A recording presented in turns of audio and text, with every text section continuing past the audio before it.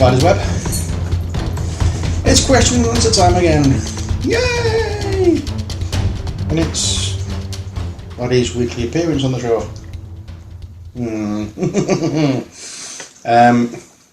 Yeah, there was sunshine. We have 5 questions, all from Stephen and Hilary Gilbert. And question 1 is a little bit, shall we say, vernacular verbose. It goes on for about 6 pages. So I'm just going to read part of it, get down to the nitty gritty, shall we say. What is the most amazing game experience of your life, and why did it make you feel this way? This can be a game you played, a game you were really looking forward to and finally got to open, or maybe one of those wonderful days when everything just seemed to go right and get better and better. So, there are... Let's have a look at this question, shall we? This can be a game you played, a game you're really looking forward to and finally got to open, or maybe one of those wonderful days when everything just seemed to go really right, and get better and better. Right. Well, 2 experiences come rapidly to mind when I read this. The first one involves myself and Stephen Dutton playing a 2-player game of Pandemic, just the base game, and the second was to do with Discworld. And I'm not sure which one. In fact, I'm going to tell you about both of them because these are brilliant. Right. Both of these took place at the Games Club, and I think it was shortly after Pandemic came about, or the second edition of Pandemic came out, and everybody was tied up in games. Me and Steve Dutton, after playing a few games with other people who had left, we just left not playing a game, so we decided to have a 2-player game of Pandemic. We decided in our infinite stupidity that we were going to go extremely difficult level with this, and we put every one of the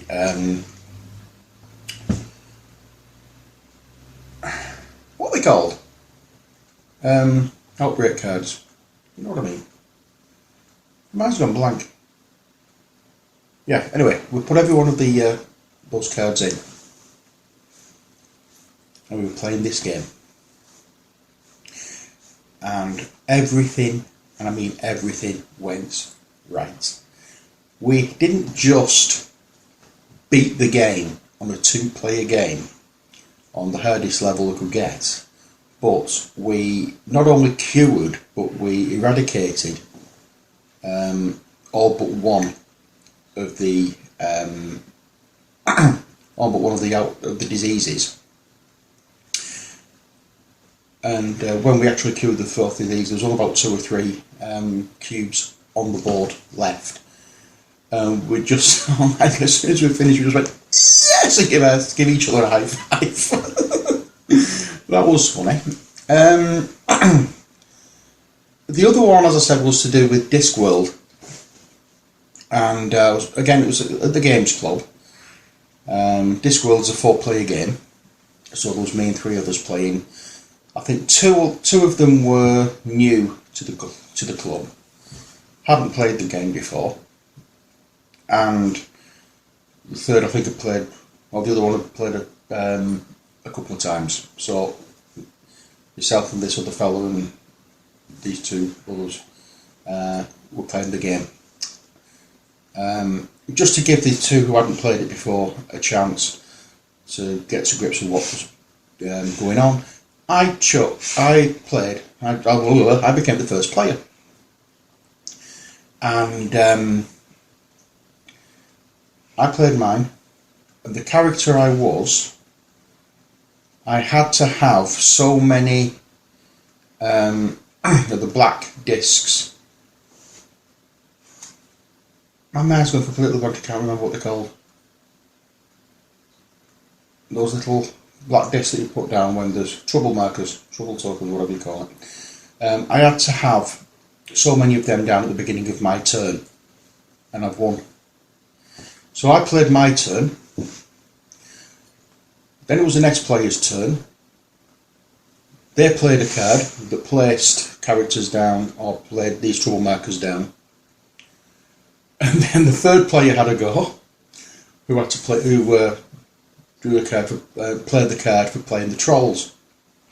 So more trouble markers went down, and somebody else played a card and put trouble markers down. Came back to my turn. I said, right, I've won. Oh dear. In fact, I had to go and double check with somebody. In fact, it was Steve Dutton who I had to double check with about the win condition. And so he came actually coming to over the table to double check that everything was right. He said, "Why are you asking?" I said, "Because we've only done one round." Oh dear, they were absolutely brilliant, because we have nothing. I've never played a game where it's gone so quickly, and I've also never played a game that is so difficult on so few characters or so few players, and we annihilated the game. We've never done it since. These two are just one-off situations, which is why I rate these so highly. Even on 4-player games, we get absolutely bounced on Pandemic. So to do it on a 2-player game, where there's only 2 characters being played, it was wonderful. And to actually do what we call it, Discworld in one round, brilliant. As I say, I've never been able to match that. Never been able to come close to doing that again. So that is the section on one of those wonderful days when everything just seemed to go right and get better and better. In regards to the other parts,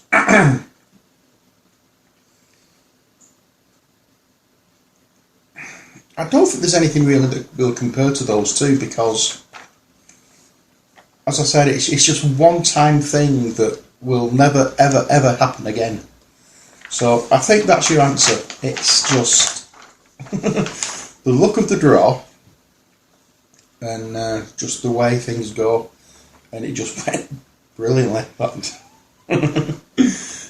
mean, we did actually play, after the game of Discworld, we did actually play another game. We chose different characters, and it went right down to the end. And I can't remember who actually won the second game, but it was just so brilliant just to see. I was surprised, and I just put my card on the table and said, "Look, I think I've just won." Oh dear. So yeah, they're the ones I'm going to say are my equal tied #1 position for best gaming experience. There's obviously bigger experiences that I've had, but because they're so simple and so once in a lifetime, very, what's the word I'm looking for? Just very easy, not very easy, very, oh, what's the word? I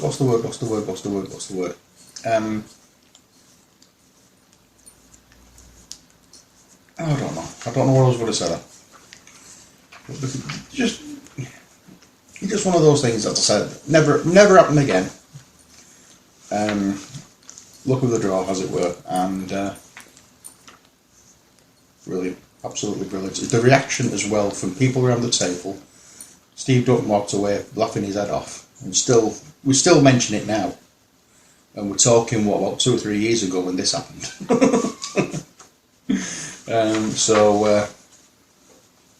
Yeah, it was really good, really good. Okay, question number 2. Which is your favourite Dungeons and Dragons Adventure System board game box set, and why is it your favourite? Legend of Drist, Drow.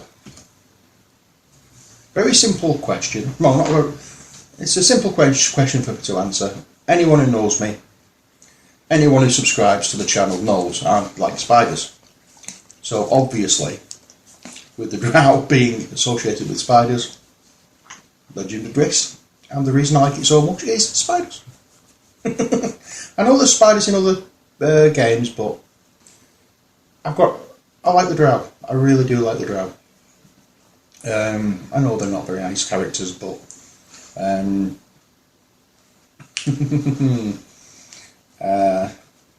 it's just their affinity with spiders. What's the word I'm looking for? My mind's completely. I'm just totally medicated today. They have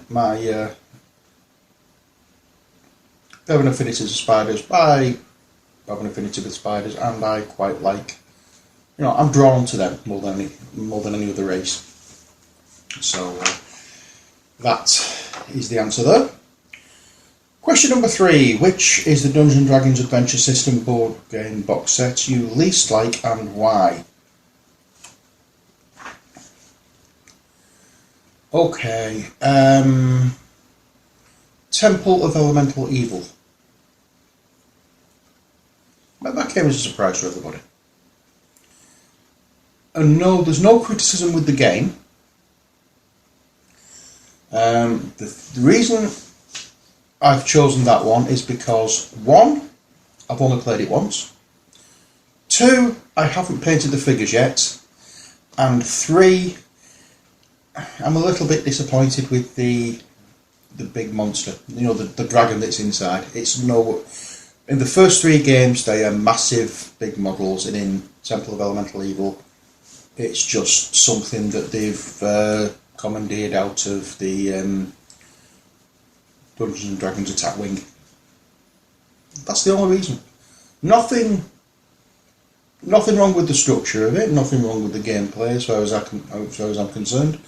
I just haven't played it enough to make any opinion about it at all. I like the way the fact they can turn tiles over and may or may not get a monster. You may even get 2 monsters on the same tile.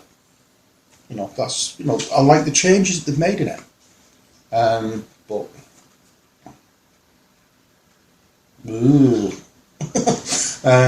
yeah, that's the main reason it's my least favourite is because I've not played it enough or painted the figures yet. They're the main 2 reasons. So that's hopefully that's answered your question. Question number 4. Do you have any or all of the Dungeon Command sets to go with Dungeons and Dragons Adventure System board game? And if so, do you think, like me, they add a lot to the game? If you don't have any of these already and plan to play this game lots in the future, I cannot urge you enough to seek these boxes out and buy them. I have them all.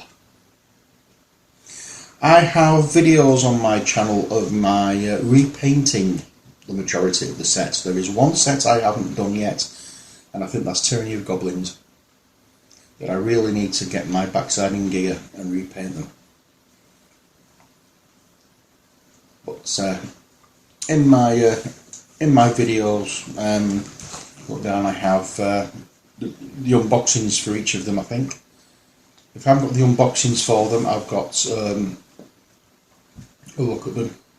I've got videos about them anyway, and then I've got actually the painting videos for each of the sets, except for the set for Tyranny of Goblins, which I haven't painted yet, which I really need to get the backside into gear and get it done. I have used stuff out of the Dungeon Command sets for when I've been playing the Adventure System games, and yes, I really do like the additions that they put in for them.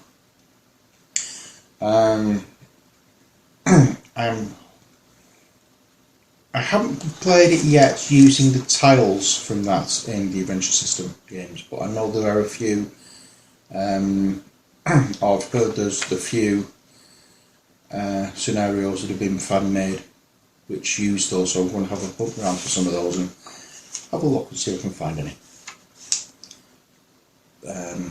Unfortunately, I don't play them very often. Unfortunately, I don't play the Dungeon Command stuff very often. In fact, it's a few years ago since I last played it, so I think we'll have to dig them out, dust them off and have a try. And finally, question number 5. If you could have this wish, what theme would you really like to see in the next Dungeons & Dragons Adventure System board game?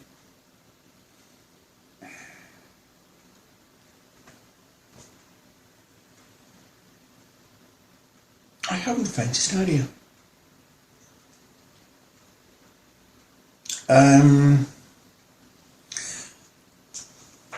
The thing is, my experience of Dungeons and Dragons is the Adventure System board games and Dungeon Command.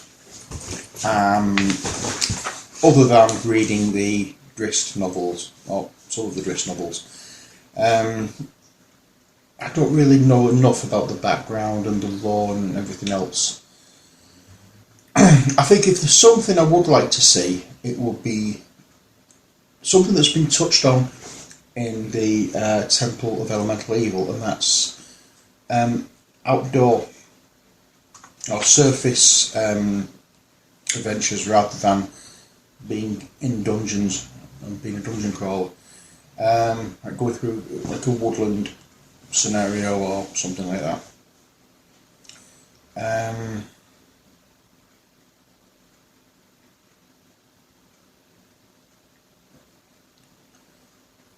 But I think I'm going to say that actually. I think just one where it's in a woodland or in a city rather than being in a dungeon or a cave system. Something surface. Something surface orientated rather than being subterranean. I can see like okay, it won't be necessarily a dungeon crawl, but going through city streets or going through down woodland paths and things like that. So yeah, that would be something that I would like to see. Whether it will happen, I don't know. But yeah, and drow. I need more drow. We definitely need more drow. Bring on the spiders. Right, so that's all 5 questions answered. I hope I've answered them in a satisfactory way. Please, if you're watching this video and you would like to ask a question, leave it in the comments below.